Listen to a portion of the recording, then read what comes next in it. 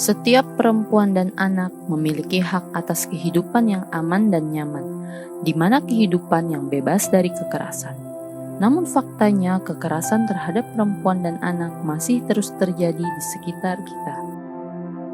Menurut Undang-Undang Perlindungan Anak dan Undang-Undang Kekerasan dalam Rumah Tangga, kekerasan adalah setiap perbuatan yang dilakukan terhadap perempuan dan anak yang menimbulkan kesengsaraan atau penderitaan baik dalam bentuk fisik, psikis, seksual, penelantaran, termasuk ancaman melakukan perbuatan pemaksaan atau perampasan kemerdekaan secara hukum.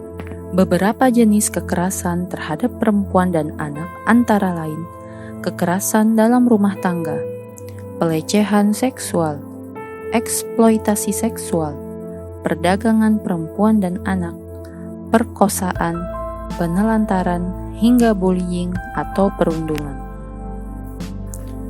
Bentuk-bentuk kekerasan terhadap perempuan dan anak ialah kekerasan fisik adalah perbuatan yang mengakibatkan rasa sakit atau luka berat seperti memukul, menampar, menendang, dan sebagainya.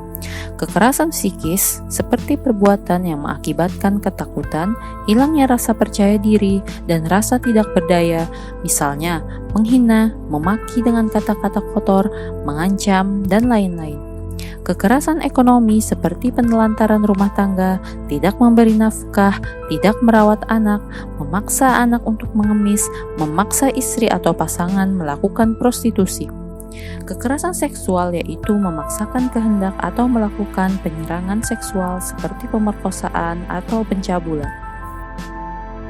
Kekerasan yang dilakukan baik ringan, sedang, maupun berat tetap memiliki dampak yang sangat kompleks, yaitu luka fisik yang dapat berakibat cacat permanen, trauma dan ketakutan yang berlebihan, potensi pelecehan dan bunuh diri, penelantaran, kehamilan yang tidak diinginkan, hingga penyakit menular seksual. Selain kekerasan terhadap perempuan dan anak, kita juga harus mengenal dan memahami apa itu tindak pidana perdagangan orang.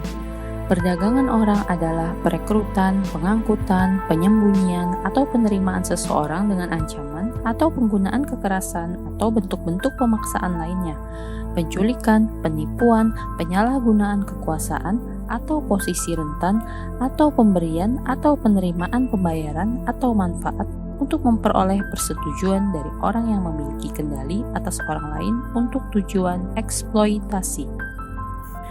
Biasanya, modus perdagangan orang dapat berupa harta, pernikahan, adopsi anak, perekrutan anak terlantar, hingga menjual teman sendiri pada pria hidung belang. Siapa saja sasaran korbannya? Yang menjadi sasaran perdagangan orang ialah orang dengan perilaku konsumtif, orang yang tidak memiliki keterampilan, orang dengan pendidikan rendah, korban kekerasan dalam rumah tangga, korban konflik dan bencana, hingga pengangguran. Salah satu upaya kita dalam melakukan pencegahan kekerasan pada perempuan maupun anak ialah melibatkan masyarakat, peran tokoh agama, tokoh adat, dan media. Jika kita mengetahui maupun mengalami adanya tindak kekerasan, kita harus berani melaporkan tindakan tersebut.